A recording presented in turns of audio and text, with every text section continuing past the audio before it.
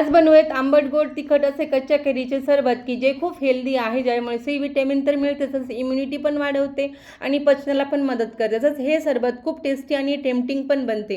हे आपण साखरेशिवाय बनवणार आहोत। तर सरबत बनवण्यासाठी ताजी कैरी घ्यायची, त्याची साल काढून त्याचे बारीक बारीक तुकडे करून एक मिक्सरच्या भांड्यात घालून घेऊयात।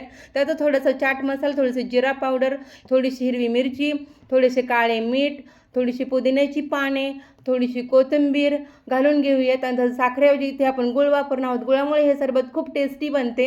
आणि थोडासा लिंबाचा रस घालून, थोडेसे पाणी घालून आपण मिक्सरला बारीक करून घेऊयात।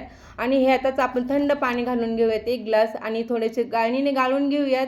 आणि डेकोरेट केलेल्या ग्लासमध्ये हे सरबत आपण घालून घेऊयात।